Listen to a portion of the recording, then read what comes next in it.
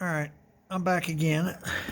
This is where I tied it to the frame, and I tied it to the rear kicker bar, and then I brought it around, and it goes up underneath here. I still have a little bit more work to tie them. I gotta tie them together so that way it reinforces the frame. But as you can see, it goes over to the front frame, connects it over there, and then I made my own cross member that goes across for the tranny mount where I can unbolt the whole thing, drop it with the transmission. As you can see, the transmission's leaking. I gotta drop it, and the tranny's coming out because I've been having issues with it. But the bar comes over straight over to the frame, and there's another bar that kicks out and connects over to that bar, and then I have tied the bar together. And of course, if you look up there, I do have a front drive shaft tube, so the drive shaft is completely surrounded. It ain't going nowhere. No, not without permission anyways, LOL.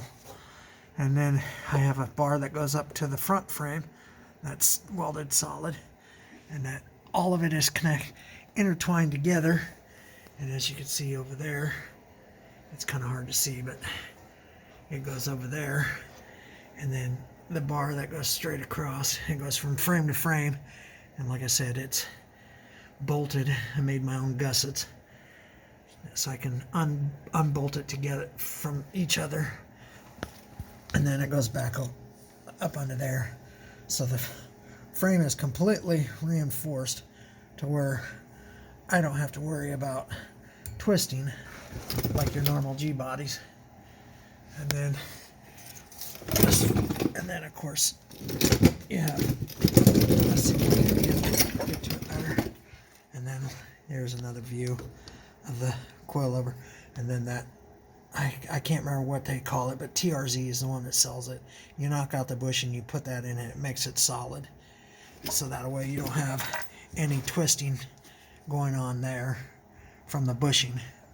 And then there's another view of the adjustable lower control arms. So that way, when you're putting the rear end in, with having the adjustability of the lower and of the upper and lower, that way you can get the rear end centered in the whole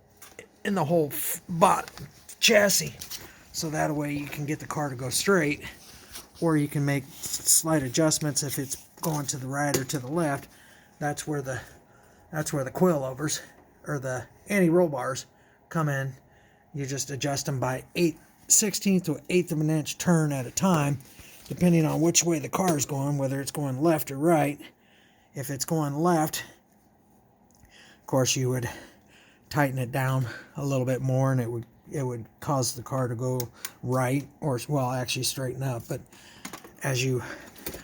when you adjust them, it makes a huge difference on which way the car will go. And as you can see, I have no coilover springs in there, or regular coil springs. I have coilovers.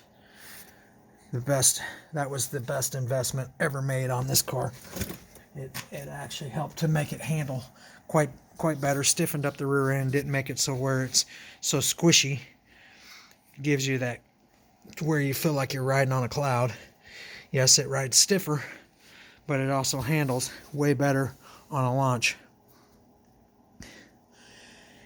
If you have any other questions, comment on it, and I will try and answer any questions. Or like and subscribe if you want to. And if you would like to see any other parts of the car, any other videos, comment in there, and I will try and throw another video together. Thanks for your interest, thanks for your input, and thank you for the likes and subscribes. Have a good day.